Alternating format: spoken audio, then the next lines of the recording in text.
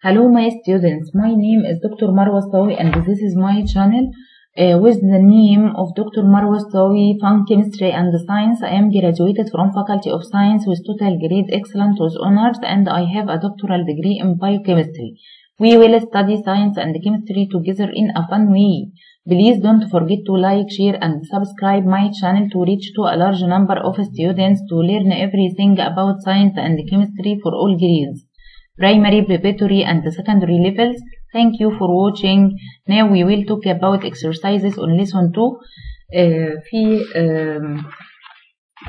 النهاردة هنتكلم عن exercises on lesson 2 في unit 2 concept 2.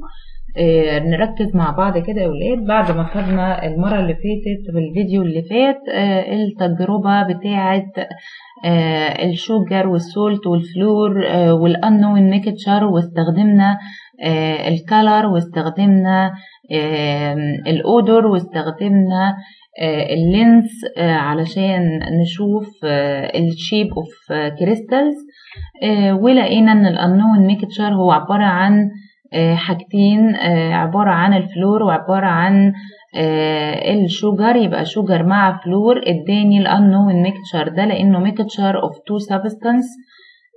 يبقى احنا كده وصلنا ان في حاجة اسمها الفيزيكال بروبرتيز. فيزيكال بروبرتيز دي اللي هي الخصائص الفيزيائية للمادة، ولقينا انها بتبقى عبارة عن الكالر والتكتشر والشيب والاودور والريحة بتاعت اي مادة. دي كده اسمها الخواص الفيزيائية.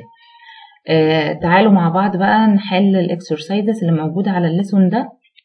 نمبر 1 نقط has large sized crystals. يبقى ايه اللي كان ليها large size crystals؟ احنا قلنا الشوجر، يا اما دي يا اما دي. تعال نكمل بقية الجملة عشان نشوف.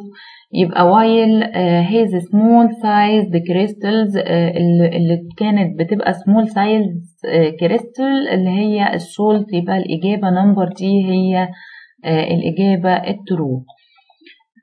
طيب which of the following properties are considered as physical properties؟ طيب هنشوف هنا ايه الفيزيكال بروبرتيز. احنا قلنا الكالر والشيب والاودر هي الفيزيكال بروبرتيز، يبقى دي المفروض are considered.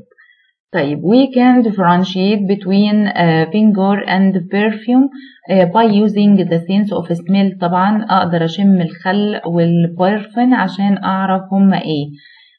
يبقى هنستخدم حاسة السميل. طب we can differentiate between salt and flour. الملح والدقيق بنقدر ان احنا نفرق بينهم. اكيد مش باستخدام الكلر، واكيد ممكن باستخدام التكتشر، بس يعني هنشوف ايه تاني مدينا ايه تاني. بس هو بيقول لي except. نركز مع بعض يا ولاد. هو مديني هنا we can differentiate between salt and flour through all the following properties، يعني من خلال الخصائص الآتية ما عدا ايه يا ولاد؟ ما عدا الكلر. طبعا اقدر افرق بين السولت والفلور ما عدا الكلر لان الاتنين لونهم وايت. لكن الشيب اوف بارتكلز اقدر افرق بينهم. التيست التذوق اقدر افرق بينهم بان انا المسهم واشوف القوام بتاعهم. يبقى انا كده برضو قدرت افرق بينهم. الحاجة الوحيدة اللي ما اقدرش افرق بينهم فيها هي الكلر لان الاتنين لونهم وايت.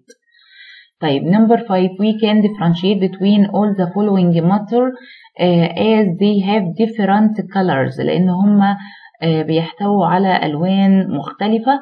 اقدر افرق بينهم ازاي؟ ما عدا عن طريق استخدام ايه؟ ما عدا يعني السولت والفلور اقدر افرق بينهم.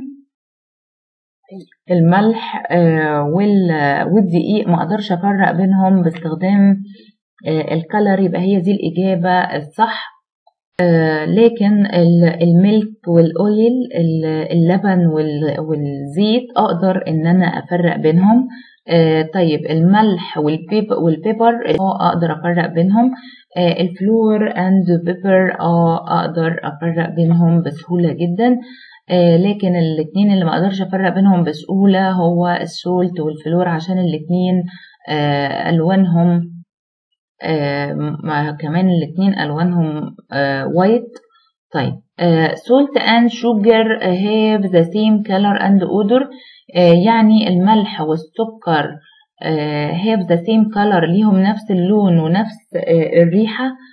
طبعا لا، احنا قلنا ليهم روايح مختلفة حتى لو هم ليهم نفس اللون. You can use the lens to identify the odor of sugar. يعني أقدر أستخدم العدسة. طبعا أنا بستخدم العدسة عشان أشوف الشيب of crystals، لكن not to identify the odor. ما أقدرش إن أنا أحدد بواسطة العدسة الريحة، يبقى false. طيب among physical properties، ما بين الخصائص الفيزيائية للمادة، ايه هي الشيب والتكتشر يا ولاد؟ طبعا true. اقدر يعني الفيزيكال الخصائص الفيزيائية للمادة هي الشيب والتكتشر والكالر وايه والاودر، يبقى كده true. طيب we can differentiate between sugar and flour by texture only. طبعا هي نقدر نفرق بينهم وبين بعض من خلال القوام، ولكن not only. يبقى لا، يعني we can differentiate between sugar and flour by texture only. طبعا يا ولاد أقدر إن أنا أفرق بينهم بالقوام فقط، طبعا true. طيب you can differentiate between the components of salt and flour mixture. يعني أقدر أفرق بين mixture من السولت والفلور by using your sight sense only. إن أنا أقدر أشوفه يعني أفرق بينهم بإن أنا أشوفهم بس، لأن السولت أصلا يعتبر small crystals لكن دوت very fine particles. هل أنا أقدر أشوف ده بالعين بس؟ طبعا لأ، أنا لازم أستخدم اللينس.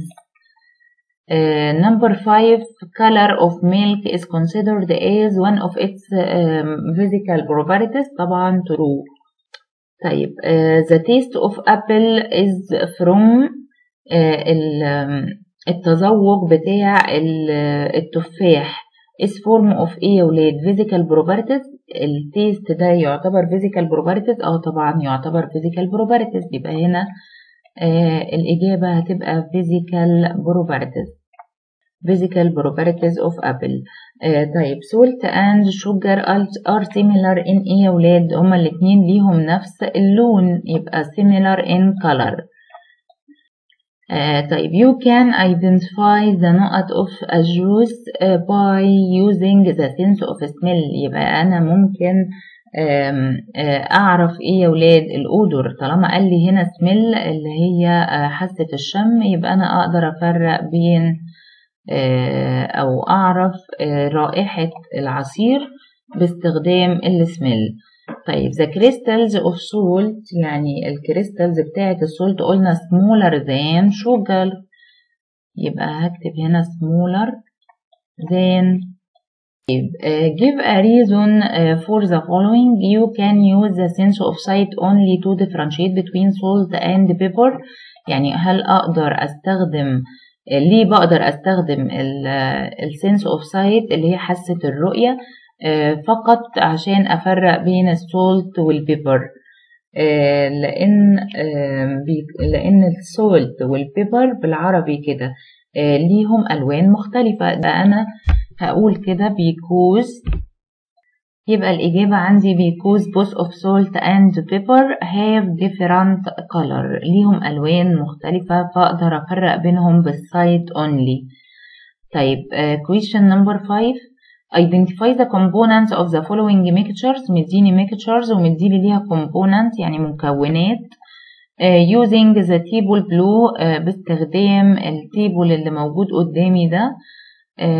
طيب that shows some properties of 3 different substance.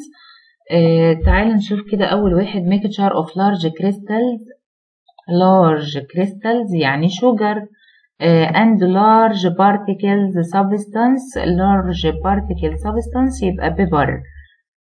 صح كده؟ يبقى البيبر عندي والشوجر. يبقى هقول هنا يعني هنا هقول sugar and pepper sugar.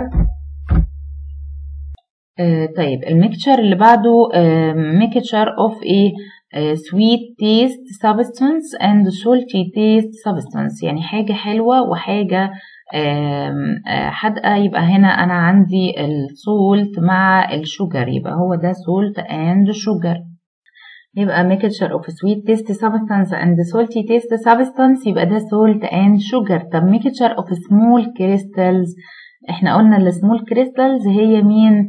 هي السولت، يبقى السولت and black color substance، البلاك هو البيبر، يبقى salt and pepper. يبقى الملح والبيبر. تعال نشوف هنا هو كاتب ايه. هنا بيقول لي ان الشوجر سويت تيست ولارج كريستالز ووايت كولر، دي البروبرتيز بتاعته. السولت عبارة عن سولتي تيست وسمول كريستالز ووايت كولر.